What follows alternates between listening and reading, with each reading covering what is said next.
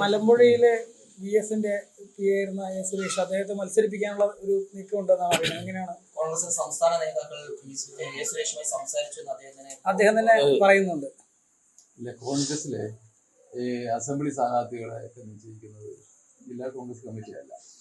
അത് KPCCയിൽ അങ്ങനെ ഒരു കമ്മിറ്റിയുണ്ട്, സ്ക്രീനിങ് കമ്മിറ്റിയുണ്ട്, ഒരു പ്രത്യേക സമിതികളുണ്ട്.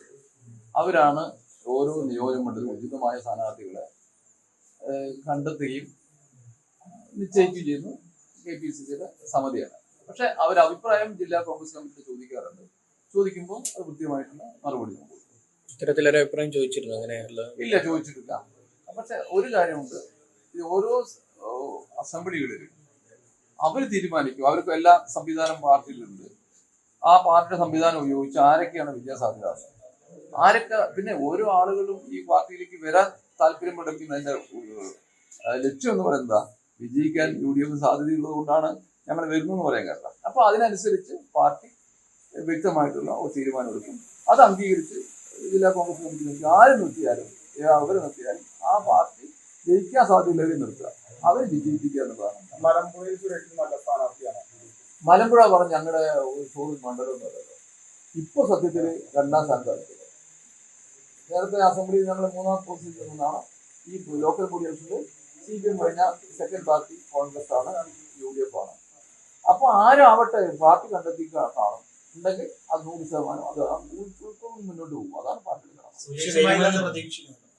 ആര് വന്നാലും ഞാൻ പറഞ്ഞല്ലോ, ഉചിതമായിട്ടുള്ള നല്ല ആളുകളെ കണ്ടെത്താൻ ആണ് സമിതി കോൺഗ്രസിന്റെ.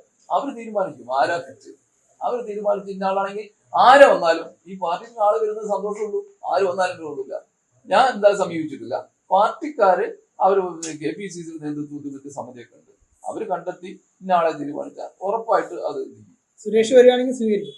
ആരെ വന്നാലും ഈ പാർട്ടി സ്വീകരിക്കുന്ന പാർട്ടിയാണ് ഇന്ത്യൻ നാഷണൽ കോൺഗ്രസ്. ഈ പാർട്ടിക്ക് വരണമെങ്കിൽ ഈ പാർട്ടിയുടെ വിജയം ഒക്കെ സാധ്യത കണ്ടിട്ടാണല്ലോ വരിക, അല്ലെങ്കിൽ ആരും വരെ തയ്യാറാവില്ല. ഞാൻ പറഞ്ഞല്ലോ, ഞാര് നല്ല അതൊക്കെ ഞാൻ പറഞ്ഞു. ഈ അസംബ്ലി സ്ഥാനാർത്ഥി ഞങ്ങളുടെ പഞ്ചായത്ത് അല്ലല്ലോ, അസംബ്ലി അല്ലേ. അതാണ് സമിതിയുണ്ട്, അത് നേതാക്കന്മാരുണ്ട്. അവർ കണ്ടെത്തും. ആ കണ്ടെത്തിയാൽ അവരെ നിശ്ചയിക്കും ഇന്നാളെ ഇന്നവിടെ എന്നുള്ളത്. അവിടെ ഞങ്ങൾ അംഗീകരിക്കും. KPCC DCCയുടെ സുരേഷുമായി ബന്ധപ്പെട്ട ഒരു വിഷയം ചോദിച്ചിട്ടില്ല. ചോദിക്കുമ്പോൾ പറയും. നിലവിൽ ഈ നേരം ചോദിച്ചിട്ടില്ല. ചോദിക്കുമ്പോൾ പറയും. അത് പാർട്ടിയുടെ ജില്ലാ കോൺഗ്രസ് കമ്മിറ്റിയുടെ തീരുമാനം എന്താ ചോദിക്കുമ്പോൾ നമ്മുടെ ഒരു എതിർപ്പില്ല. ഞാൻ ഈ നമ്മുടെ കേരള പ്രദേശ് കോൺഗ്രസ് കമ്മിറ്റിയും അതിന്റെ തെരഞ്ഞെടുപ്പ് കമ്മിറ്റിയും സ്റ്റേറ്റ് കമ്മിറ്റിയും ഒക്കെ അവർ 2, 3 ഒക്കെ ആലോചിച്ചിട്ടല്ലേ തീരുമാനിക്കുക. അതിന് അവരെല്ലാം വിജയസാധ്യത നോക്കിയിട്ട് തീരുമാനിക്കുക. അതിന് മോശമാവാൻ ആരും തീരുമാനിക്കില്ലല്ലോ. അപ്പൊ അത് ഉൾക്കൊള്ളുക എന്നാണ് ജില്ലാ കോൺഗ്രസ് കമ്മിറ്റിയുടെ കടമ. എവിടെയാണ് സർപ്രൈസോ ആരായി. പക്ഷെ ഒരു കാര്യമുണ്ട്, UDFിലേക്ക് ജനങ്ങൾ വരാൻ സന്നദ്ധത പറഞ്ഞത് UDFിന്റെ വിജയം കണ്ടിട്ടാണല്ലോ. നല്ല സംവിധാനം ഉള്ളത് കൊണ്ടാണല്ലോ വരുന്നത്.